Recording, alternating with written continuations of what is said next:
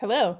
Thanks for joining us today to learn more about the Franklin Press at UVA Special Collections, presented by the Book Arts program at the Virginia Center for the Book.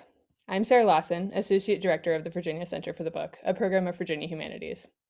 We'll begin shortly with a presentation from Josef Beery, after which there will be time for questions, so please share yours in the Q&A tab on your Zoom window. There's also the option to turn on a live transcript if you would like to use that, again, at the bottom of your Zoom window. Now, I'm very pleased to introduce Josef Beery, one of the co-founders of our Book Arts Studio, which was originally known as the Virginia Arts of the Book Center, or VABC. Josef's work is focused on letterpress broadsides for writers and poets. Josef, come on back!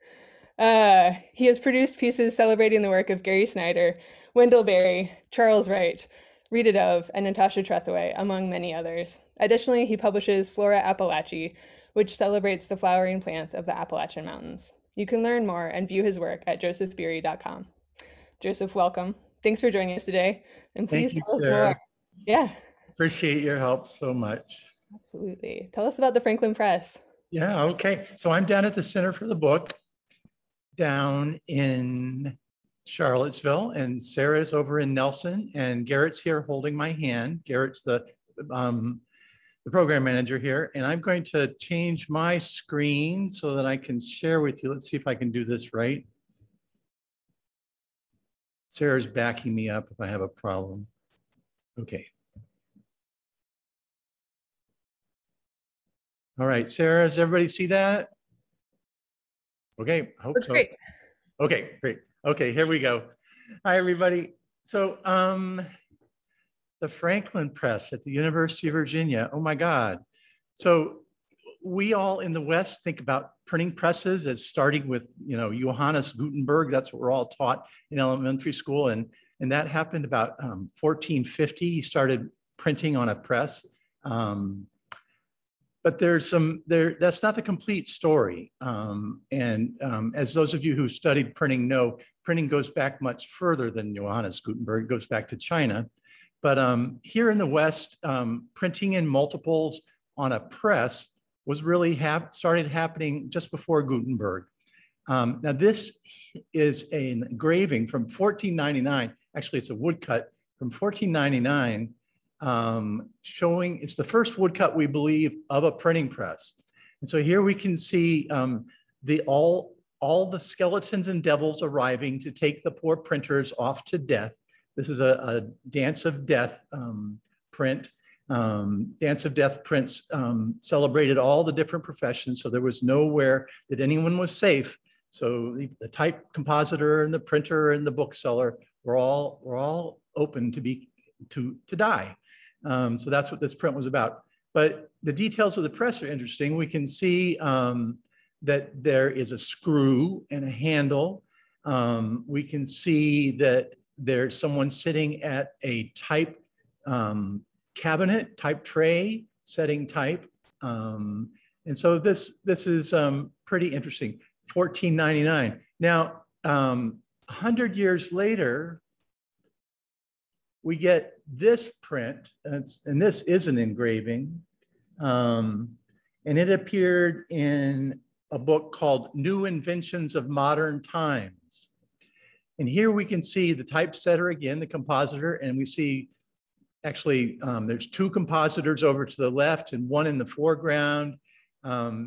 We see the press on the right. Again, it has the screw.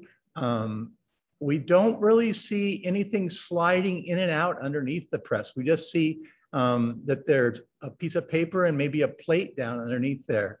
See pieces of paper drying on lines, and we see somebody inking a plate that goes in another press back behind the first printer.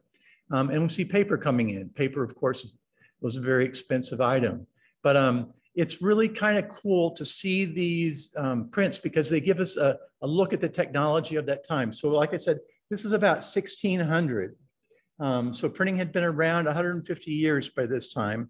And one thing that's interesting about printing is that technological change over the past centuries has been very minor. It's only in the past 150 years that we've seen major technological changes. So here is a romantic view of maybe what Ben Franklin experienced in the 18th century when he was learning to print. And this is a contemporary of Norman Rockwell, who's painting this image of Ben Franklin learning in a print shop in the colonies, or it could be England, but I think this is in the colonies. And here we see the press as in its full form as it came to be in the 18th century, by the late 18th century. Now, what period are we talking about here for this press, this wooden press with a screw in it? We're talking about from 1450 to about 1800. In 1800, the Industrial Revolution started. We had the introduction of iron. So presses started to be made out of iron. Some new techniques came up for replacing the screw with levers. And then very quickly after that, in the early 19th century, people came up with a cylinder press. And once we had a cylinder press, and once we connected it to the steam engine, all bets were off. And these presses were dinosaurs. These screw presses were dinosaurs and consigned to the junk shop. But this press that we see in this painting is based upon a press that exists at the Smithsonian. Let's see what the next picture is. Oh, well, this press at the Smithsonian looks almost exactly like this. And it has an interesting history. It is called the Franklin Press.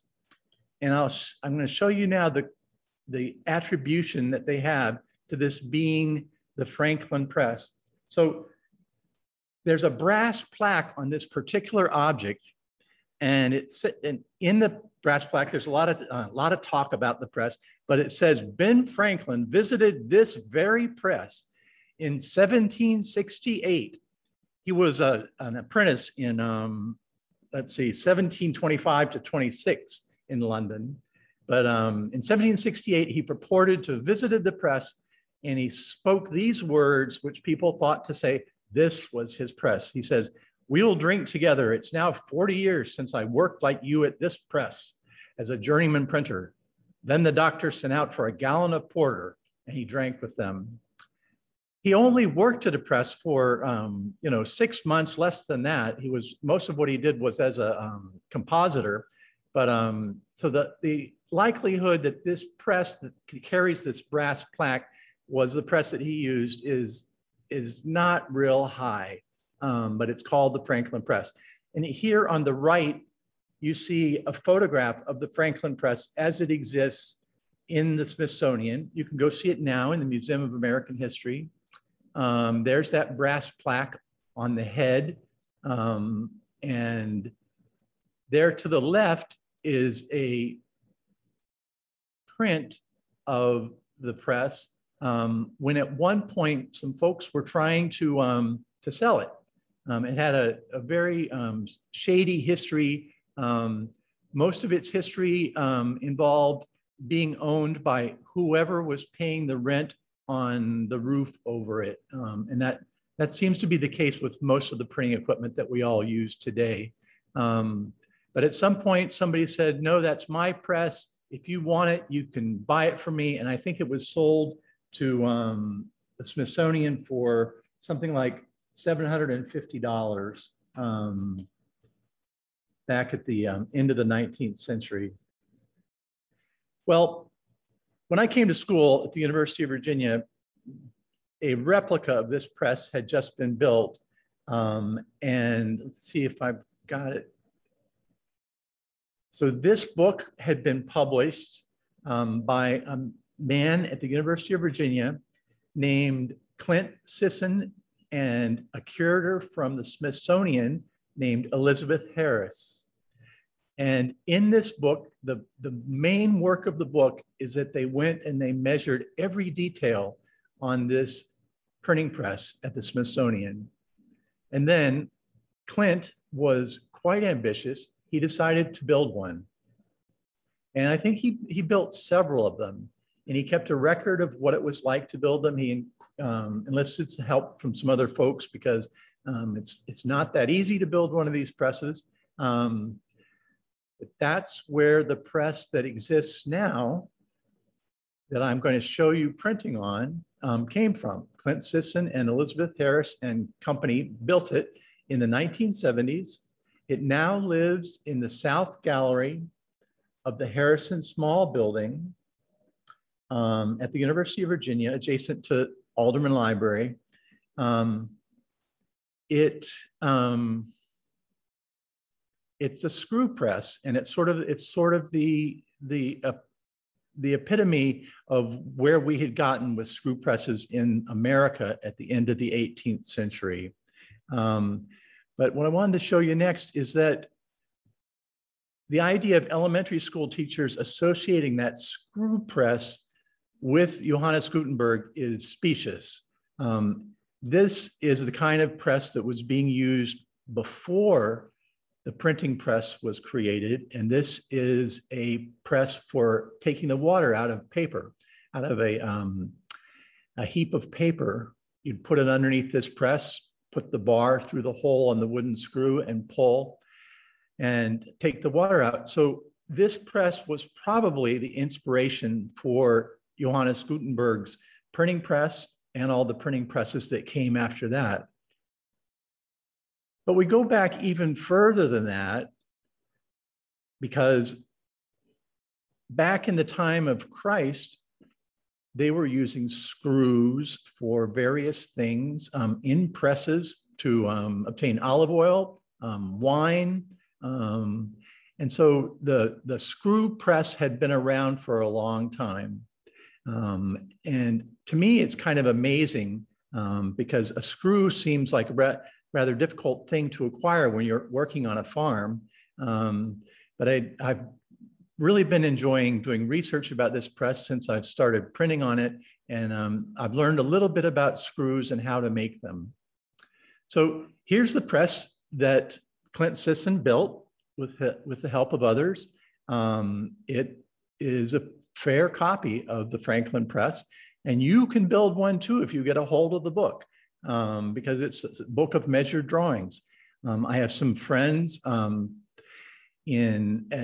at RIT decided to do something similar in the Cary Graphic Arts collection. My friend Seth and his buddies built a printing press similar to this. So it is still being done. Folks at MIT built a press, but not quite as nice as the one that they built at RIT. So people are still building these presses.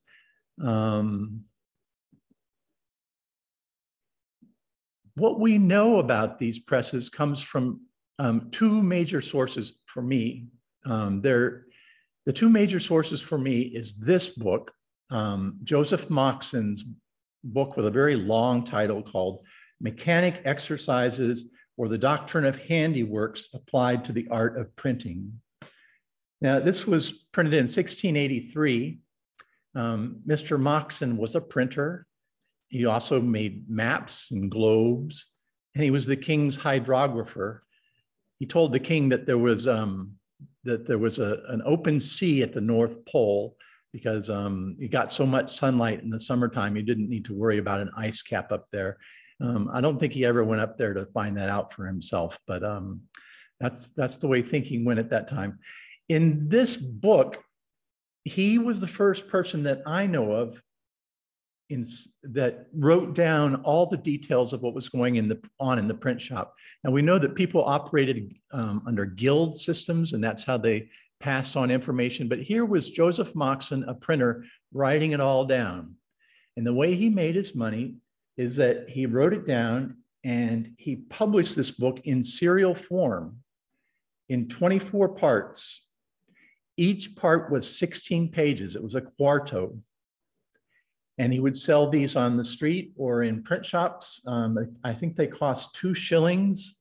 And there was a engraving that went along with them, and that was an additional 2 shillings. And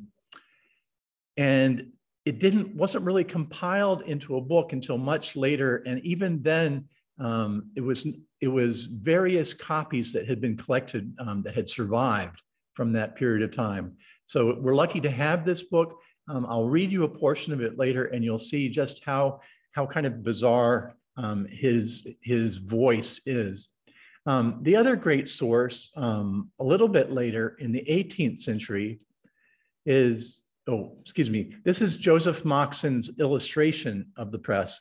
And everything that Joseph Mockson, everything is a little bit off, a little bit screwy. And you can see he's got the plank going straight down to the ground with the tympan and the frisket about to fall off. But that's his view of the press.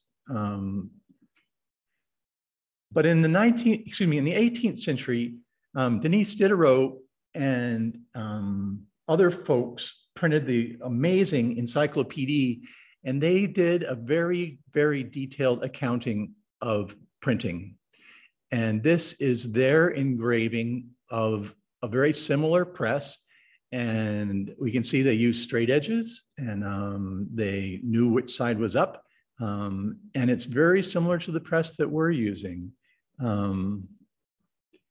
And here's Diderot's engraving of what was going on in the print shop in the mid 18th century.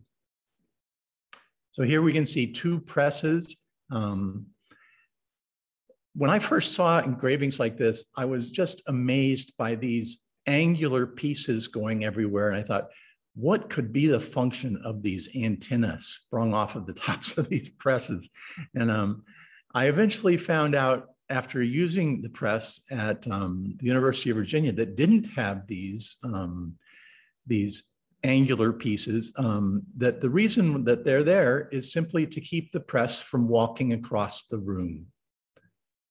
The press at UVA, when you used it, would slide across the linoleum floor every time you pulled the handle. So that's what these braces are for. And all of the engravings and prints that you see of printing back in those centuries included these braces. Our press in the South Gallery has a very nice non-skid mat underneath it, which serves a similar function. In this print, you can see how the press was used. On the very left, you see someone hanging a sheet on the tympan. Next to them, you see someone with ink balls, and they're inking the form. On the next press over, you see someone pulling the bar and printing a sheet. And behind that person, you actually see somebody with ink balls spreading the ink. So everybody is included here.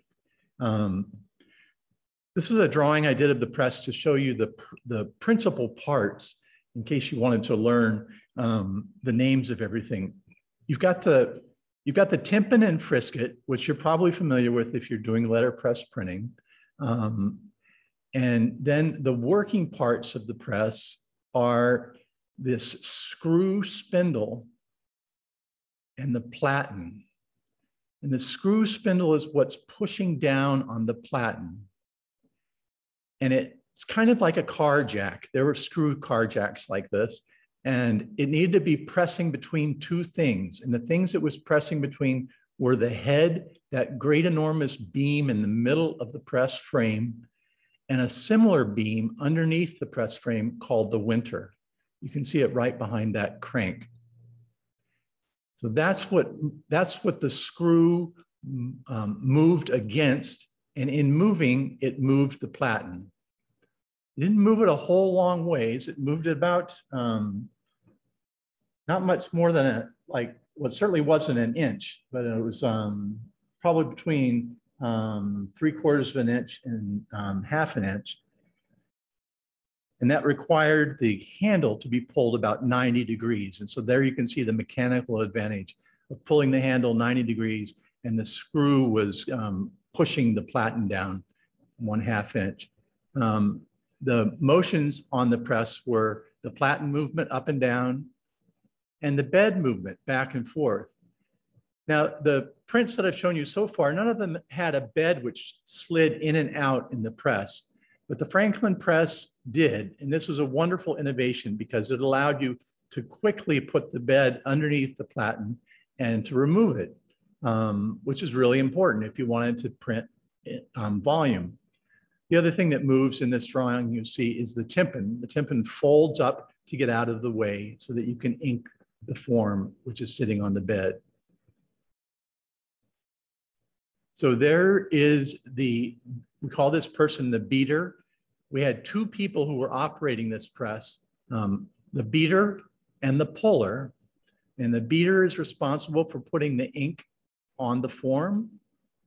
And here's the puller who's taking a break and hanging a sheet on the tympan. And above the tympan, you see a piece with holes in it, and that is the frisket. And the frisket folded down over the tympan to protect the clean sheet from ink that was anywhere except on the raised letters of the form. And it was everywhere. And here you see the puller, the person who hang the sheet would walk over to the bar, pull the bar, and print the sheet. So here is myself and Amanda Nelson doing just that, inking the form and hanging the sheet. And when this picture was taken, we were doing a speed trial. We were trying to see how fast we could do it. And I will tell you shortly how fast you needed to go, but I think it first would impress you to see all the steps that are involved in printing. So here is a little video tour that I took with my iPhone, which will show you all the parts of the press, and you can just see how it all goes together.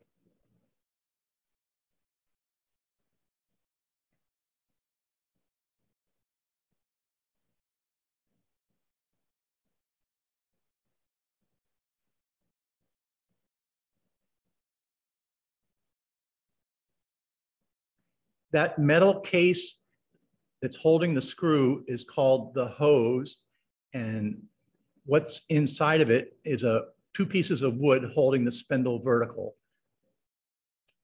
There's the bed of the press with the chase and the form. There's the tympan and the frisket.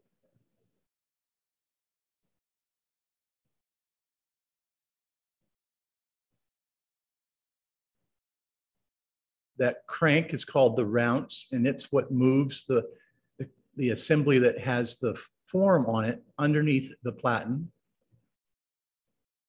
And here you can see the form and all the parts. We'll talk a little bit about that.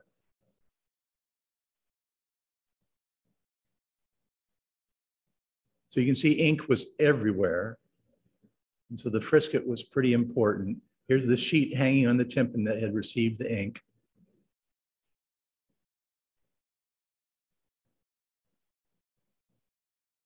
And illustrations were created from cuts. And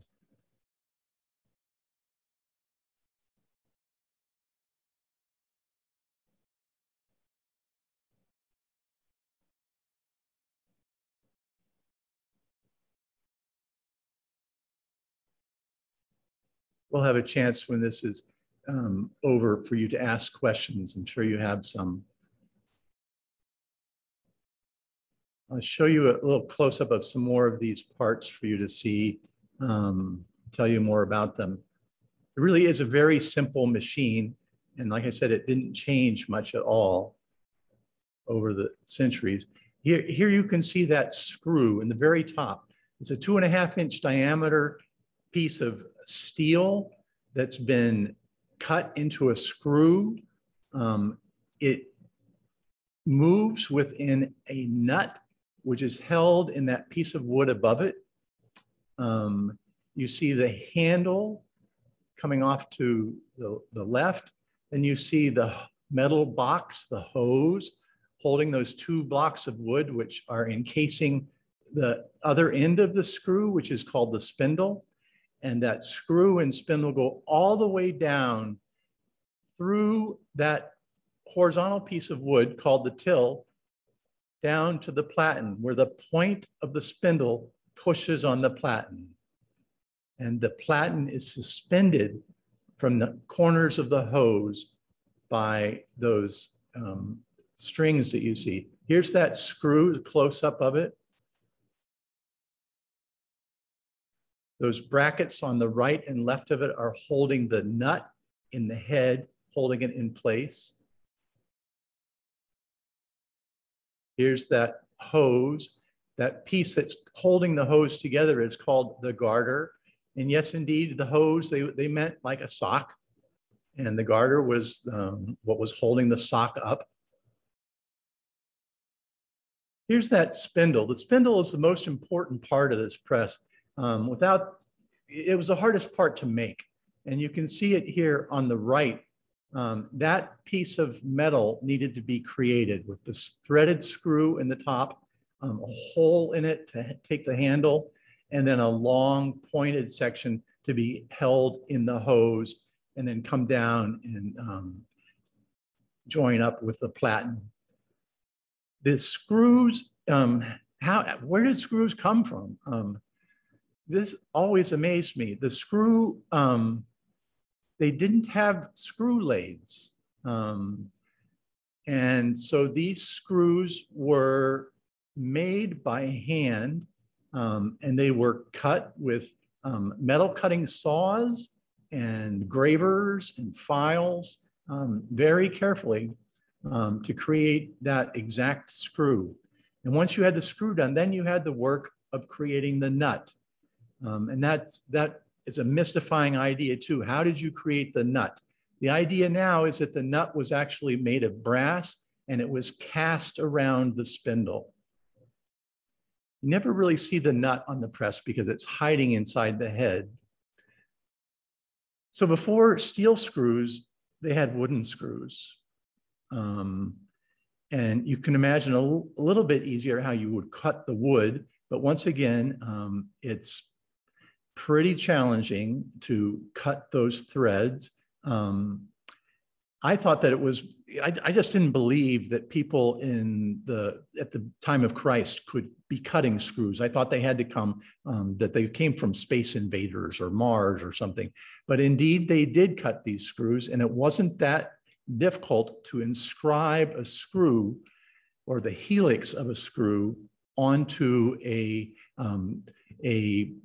I guess you would call it a column of wood, perfectly round column of wood. But it was difficult enough that it never was invented in China. The screw was only being used in the West. Here's how you create that helix. Here's someone taking a pencil and rolling a right triangle around it. And as you roll a right triangle around a column, the hypotenuse creates the perfect helix and would inscribe where you need to cut to create a wooden screw. And that's the magic of a screw if you decide to make one for yourself. This is the platen of the press, made of a particularly hard wood. This is where all the force that the screw is imparting is being pushed down upon the tympan. It's been pushed on the tympan and the frisket, and then on the sheet, which is on top of the inked form, which lays on the bed. It's steadied by these strings, which are used to level it. You can see the point of the spindle is all that's touching the platen to convey the force. And the strings simply level the platen underneath the spindle. That little cup holds oil. You oil the spindle from above, putting your 3-in-1 on the threads of the screw, and it just drips down all along the spindle, right through the hose, past the nut, and then down through the hose, and down all the way to this little cup. Here's the Rounce Wheel, which is going to turn it's kind of like a sled, which is it's called the coffin assembly. And it's a framework which holds the bed of the press. The bed of the press was made out of a piece of marble that was smoothed and polished.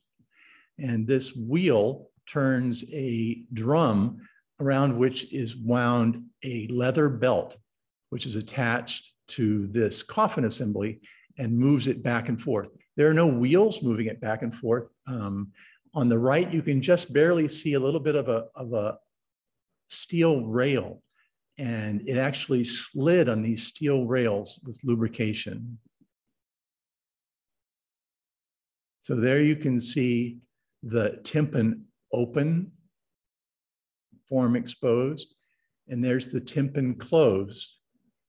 I'll show you another little video because I want to show you that the tympan is a little bit more complicated than you see here. It's actually in two parts. And those of you who may have used an iron hand press, the form of an iron press is very similar. It has this staple, this vertical piece that holds the platen and allows it to be shoved down. But on an iron hand press, most of the ones that are in use today have had the tympan simplified. The tympan in the 18th century was actually a sandwich.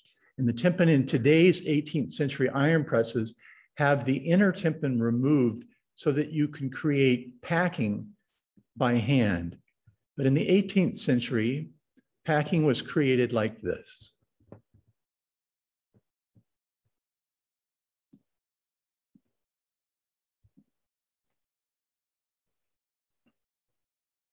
So the tympan actually opened into two pieces, the inner tympan and the outer tympan, making a sandwich. And inside you might have a blanket to soften the pressure, but this also gave you a chance to add packing. Just like when you're using a Vandercook and you add packing to increase the pressure on a particular part of your form, you could put a little piece of paper in there between the inner and the outer tympan to increase your pressure. So the process of make ready was quite elaborate. And if you think about the type, which was all created by, cast by hand and then filed down to be the exact height. Today we would say 0.918, but I think different press shops use different height type at that time. The idea that those pieces of type were all the exact same height was unlikely. So you had a lot of pieces of type that stuck up high or were proud, and pieces of type that would be a little bit low or were not high enough to be inked. And so you would call those areas, dark areas and light areas, you call those out and provide packing to increase the pressure on those areas. The darker areas received a name. They were called monks, and the light areas were called friars because of the idea of a friar wearing a white surplice. But make ready took a long time. There's the form. So this is a recreation of an 18th century form. It actually is using metal type, loose metal type and the wooden cut. And you can see there where it's sitting on the piece of marble, the bed, and that it's locked up inside of a chase, a metal chase, a metal frame, similar to what we use on some Platen presses today. And then the whole thing, the chase, was held in place by wedges, holding it against these corner brackets called corner irons. So a good deal of work actually required after you had set the type in actually creating your form. Here's a close-up of the movable type in place.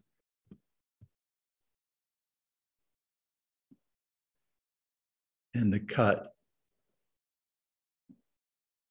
Now what I'm going to show you, we've looked at all the parts of the press. I'm going to show you the process of printing. And I'm going to show you the printing of a little tiny booklet of a poem. And this is a poem I chose from William Blake, Songs of Innocence and Experience. And it's a 5-stanza poem from the introduction, which divides up neatly into 8 pages, giving me a page for a frontispiece and a back cover and a cover. So the first thing I needed to do to print this is I read the poem and got inspired by it to create this woodcut. And so hand cut this woodcut. That's the only form of image we would have. The engraving as a means of illustration came along a little bit later, allowed much finer illustrations. And we have a beautiful engraving press, a rolling press that sits right next to this Franklin press in the Harrison Small Gallery, the South Gallery. It was gifted to us by Roger Gaskell. So now we got to go to the type shop and set all that type. This, of course, is the center for the book. And here's a case of type that I've pulled out. And this is some wonderful Caslon type that was gifted to us in pristine condition by Terry Bellinger. So I'm going to print this piece with virgin type. And here you can see speeded up version of me composing a couple of lines.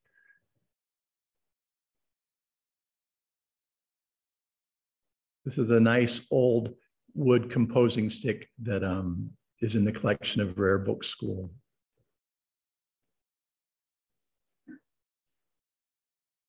So you combine words into lines, separate the lines from one another with leading, and create a text block. And after you've got all your text blocks created, one for each page, you want to tie them up so they don't fall apart and arrange them. This very flat metal surface is called a stone, and you're arranging them on the stone in that particular order that you just saw. That diagram showed which page goes where so that you can create this 8-page booklet. So I'm getting ready to put the form together, and I'll drop the chase over this on the metal, on this metal stone, and lock it all up and get it nice and tight, and then lift that form off of this stone and hope that everything stays where it belongs, all the hundreds of pieces, and carry it over to the press for printing. So this is Paul Mockson. No, excuse me, it's not Paul Mockson. Paul Mockson is our dear friend who maintains all of our Vandercook presses. This is Josef Mockson in his book describing the next step. So the next step after you've got the form in place is you got to be able to ink it. And I want to read this to you because it's just as goofy as can be. And he's talking about how you create your inking devices. They didn't have inking rollers until the 19th century, so they used these balls. And here's what he said. He said, when they, either your pelts or leathers, are well soaked, he wrings them out with both hands, as women do clothes, to get the water out again. When they are well wrung, he sits down upon a seat about 14 or 15 inches high, commonly a heap of white paper, if it stand conveniently for him, but not upon a printed heap, lest his weight pressing it cause the undry ink to set off. He sits down, I say, and lays the ball stock upon his little open thighs near his knees. Now, the idea of someone in the print shop sitting on a stack of unprinted paper is anathema to me. I don't think that ever happened, because that paper was the most expensive thing in the shop, and people's bottoms were not all that clean.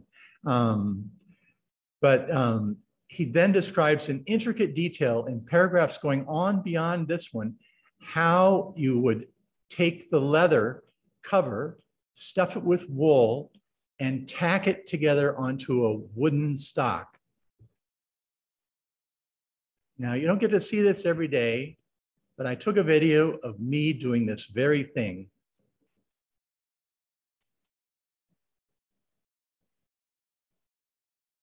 So there's a piece of leather that's been kept moist, and I'm stuffing it full of wool, arranging it around a wooden stock. And I'm using this hammer device that's called a sheep's foot. to tack the leather in all the way around. And when I'm done at the end of the day, I will use the other end of that sheep's foot, the claw, to pull those tacks out. And I will take that leather and immerse it to keep it moist. And I want it to be stretched just right, just taut enough, so that I can create a thin film of ink on these balls. Of course, today we would use a roller, a brayer on a piece of glass, but in this time we were using 2 ink balls rubbed against each other, and that's how we created the thin ink film. So each time I'm going to print, I have to do this, which is called knocking up the balls.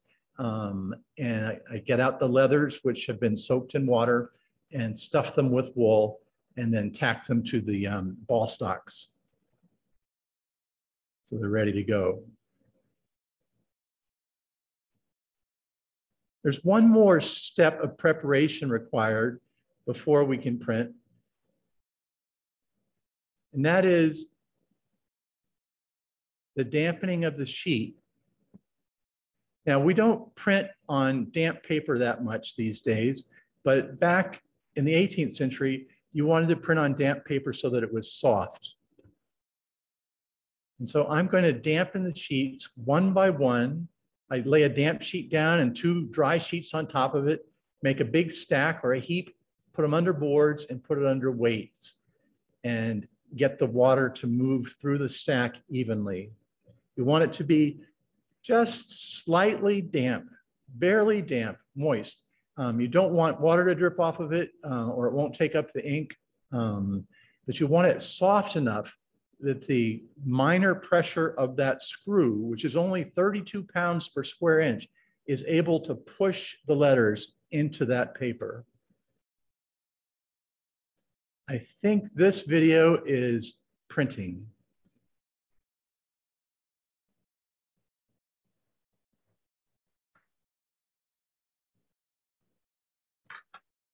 So the form has been set on the bed. Putting up the frisket and the tympan.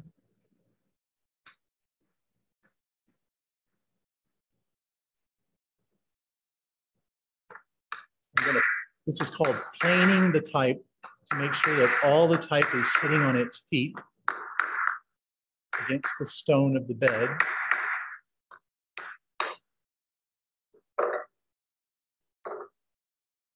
And I brushed the dry ink off of it. They didn't have type wash in these days. They were using lye to clean the form. So there's probably little bits of dried ink on the form. You want to get those off. Then I put a little ink on the ink balls. Get my exercise, spreading that ink around. In this case, we had the advantage of iMovie speeding this up to 8 times speed as well.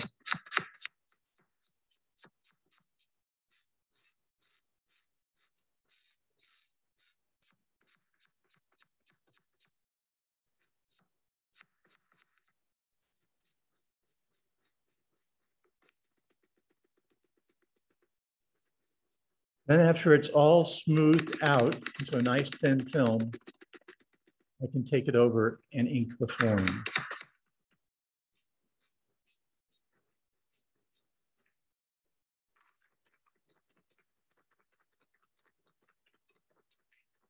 Just basically want to do it as evenly as possible. And every time you print a sheet, you get to examine it and see how the ink looks till you get it down just right. I'm going to hang a damp sheet onto the tympan. I had an old sheet there to show me exactly where it fits. There are points in the tympan, these little tacks, which hold the sheet in place and allow me to register the front to the back. I fold the frisket down. And then using that Rounce wheel, I crank the tympan under the platen. Now, I have to do this twice. This 32 pounds per square inch is really not enough to print a whole sheet. It's only enough to allow me to print half of a sheet at a time. So this is what was called a 2-pull press. Iron hand presses are 1-pull presses because you had much greater mechanical advantage of levers and wedges. So here's the printed sheet.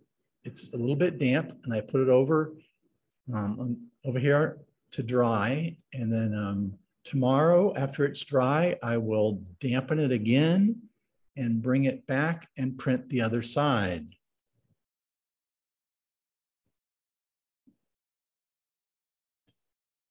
And when this sheet is completely dry, I've got all 8 pages printed out on this sheet, and it's going to allow me to, it's printed the same form on both sides.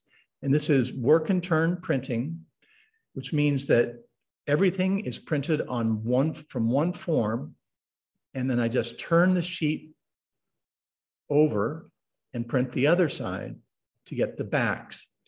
This is a wonderful way to print because it means you only need one form. The alternative to this would be to create a form for one side and then create a separate form for the other side. In hand press days, this was called half sheet printing, because what I've done is I've actually created 2 booklets out of 1 piece of paper. A booklet requires half a sheet, and you'll see here that I've torn it in half. So each of those sheets have all 8 pages on them, front and back. Now I'm going to show you binding it up into a simple quarto booklet. Actually, we need to go back one.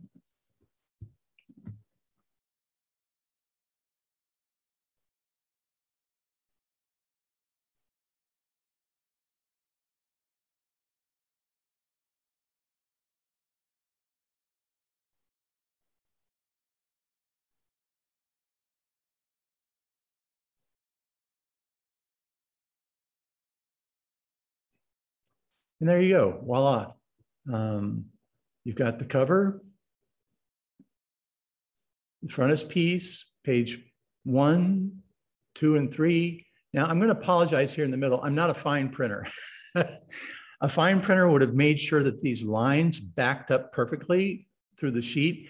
And a fine printer also would be more interested in a kiss impression than the popular deep impression that we have popularized by Martha Stewart these days. This is a rough piece of printing that you're looking at here, but it shows you the process. The next 2 pages and the back. So that's the process of using the Franklin press, and I hope you enjoyed it.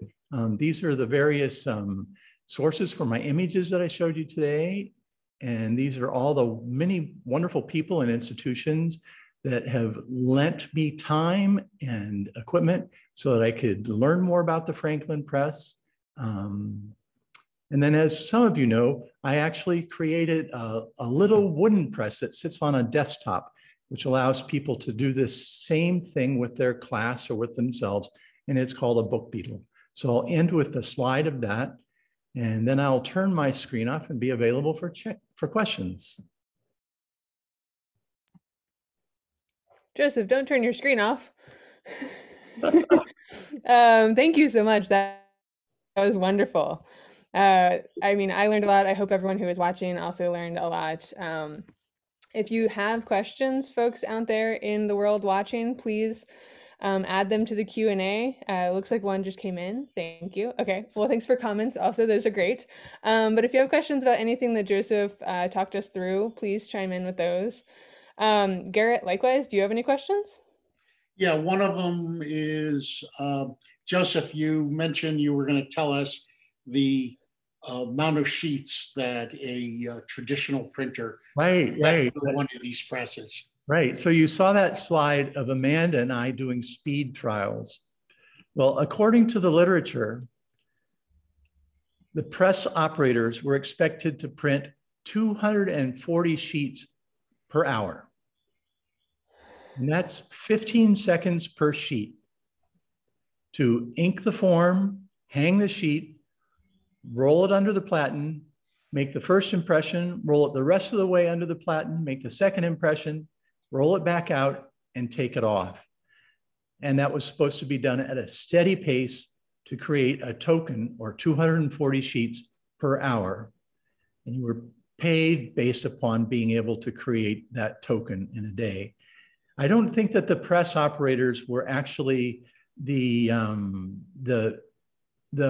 most intelligent people in the press shop, but they were the most skilled, and perhaps they had the arms that could take the printing all day long. Yeah. Have you clocked yourself to see what your fastest time We is? got nowhere near to 15 seconds. It's hard to imagine. We got a great question from Jessica, who says, were the ink ball leathers wetted every time you printed, or just in the original preparation? So the ink ball leathers need to be soft and supple. So you wet them the first time, and then you never let them dry out. You always keep them submerged in water between printings. Was it water, Joseph? So Mr. Mockson describes it as being chamber lye. No. Elaborate. And chamber lye came from the chamber pot. So water is far preferable these days to be using in special collections, presumably, right? Right. Excellent. So I'm curious to hear a little bit more about the Book Beetle, which you touched on at the end. But what was the moment that kind of like was your aha moment of wanting to create the Book Beetle? Well, some people who had seen me demonstrate this press asked if I couldn't come and demonstrate it at Auburn University. And I asked them if they had a press, and they said, no, they didn't. And I said, well, I will work on this. I will figure something out. And that's what I set myself to do over the next 3 months, and came down and found that Garrett had a little old screw press that had been used to press flowers, and I converted that into a printing press, and it works great. And that became the basis for the Book Beetle. Excellent. All right, we've got some more questions. A follow-up on Jessica's original question is, were the ink balls ever inked on a flat palette, or always ink added to the ball and then rubbed against each other? I'm not quite sure. There is somebody who says that ink was rolled out onto a plate. I don't know exactly, but I would say that it was most always ball leather against ball leather. Interesting. We have a comment for those who might be interested. Elizabeth says, Tim Barrett has a great YouTube video showing his experiment with making paper at the rate of pre-modern European paper makers. Yeah, I've seen that video. He worked really hard and really fast with his students. That's wild. See, there's another question from Kirk there. Yep. Yeah, so was there some kind of fence or registration item so you could put the paper in exactly the same place? I mentioned it very quickly that there were tacks. They were called points, and they were tacks that were built into the tympan. And you would actually press the sheet against those tacks, and they would put holes in the paper and hang the sheet in exactly the right place, so that when you came to hang the sheet for the form on the other side, you knew exactly where it was supposed to go. Excellent. This meant that all your printed sheets were going to have two little holes in them. And if you're a bibliographer or a book historian, you can take books apart and find those little tack holes in the folded sheets. In printing broadsides, I think they must have printed half sheet broadsides, or maybe we have broadsides in collections that have two little holes in them. Interesting. Yeah, I know they found the holes in rare book schools. They've taken books apart. You can find the holes buried in the binding in various places in the signatures. I was going to make a comment on the press bracing. When I've printed on an unbraced iron press, common press, and I don't know if it's a function of the advantage of the toggle, you can literally pull the press over. Because granted, the balance of it is fairly low, but where the lever is mounted, it gives you just enough mechanical advantage to like knock it, not only walk it, but knock it physically off its feet. These presses have been treated rather roughly over time. And I imagine that's why there's not a whole lot of them extant. Yeah. And actually related, Susan has a question about what kind of wood was used in the press. Do you know? Yeah. Well, this replica press was made out of oak. The Platen was made out of mahogany. But if you go back and you look at the one in the Smithsonian, a lot of it was elm, chestnut, and oak. Wow. Hard to imagine making something out of chestnut now. Yeah, very hard. All right. Are there any other questions? Feel free to sneak in a last question or two in the Q&A, folks, if you're watching and have a burning thought. Garrett, did you have anything else that you wanted to add? Joseph, could you just briefly address type founding at the time? Oh boy. Well, I mean, but yeah.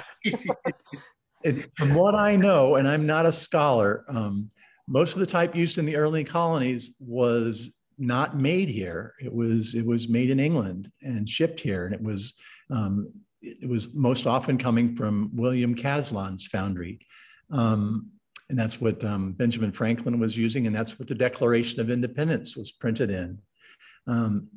You know, if you want to see a copy of that Declaration of Independence that was printed that first night after it was approved, you can see one just downstairs from where this press lives. It's a Dunlap broadside. So you can get an idea of what printing on that early type was like. But type founding was an intricate process involving carving the letters into pieces of steel and using those to create molds in brass and pouring molten lead into those molds and creating each piece of type. Amazing. All right, let's see. Elizabeth adds, although Franklin reports in his autobiography that he figured out how to make type when needed. So yeah, there's a lot of conjecture about that. You might have taken an old piece of type that was still relatively clean and used sand casting to create it. The key was, if you were going to use something other than sand casting, is you really need to have those models for the type, which created the matrices. And we call those models punches, and they had to be carved into pieces of steel by hand. And once you had a set of punches, then you had the typeface. Yeah, I think it's important to mention as we talk about various metal and materials that the whole system of creating the materials, the screws, all of this is based on metallurgy, this idea that different metals melt at different temperatures. Sure. So you start with steel for your masters, which melts at a very high temperature. And by the time you get through brass and then lead, you're down to a relatively low temperature, lead, which allows you to create something, mold something within brass, which doesn't melt. And the steel, the brass will not melt inside the steel. So you're constantly moving these along. So there's a lot of what we would now refer to as ancient, but now modern technology that allows you to move through these processes. And I think most scholars would say that the invention that Gutenberg brought to the West was movable type. No one is quite sure if he invented it. No one was quite sure how he made his movable type. But within a generation after Johannes Gutenberg, it was being cast in a hand mold, which we know what it looked like. Diderot also provides detailed drawings of hand molds. So see, there's a question about Bounceback. You'll get that on an iron press with that very strong lever, and you won't want to let go of the handle because it will bounce back. And that comes from not the levers, but there's actually springs in that press, big, enormous springs, which are used to pull the platen back up off of the form. And that's what causes the bounce back. If you were to watch this video of me printing on this wooden press again, you would see that after I had pulled the bar would stay right where I had it. And I throw the bar back over to the other side of the press. So there's no bounce back. Nice. All right. I think we are right at the end. No more questions coming in. Joseph, if people wanted to see the press at UVA in person, when it is safe to do so, can they do that? Yes, absolutely. It's on public display in the South Gallery, which is the main floor of the Harrison Small Institute. I should tell you that it's only come to this place of honor recently, that I learned how to print on it when it was living on the second floor outside the men's room. Kind of a sad place for that press, but now it has a place of honor and everyone can see it. So I print down there occasionally. Rare Book School uses it for demonstrations during their summer courses. And Amanda Nelson also does a lot of teaching with it. So you can see it being print with. Excellent. All right. Well, thank you so much, Joseph. Thank you everyone for tuning in and for joining us. Barring any last minute additions, Garrett, did you have anything you wanted to add? Yep, I'm clear. All right. Thank you, Joseph.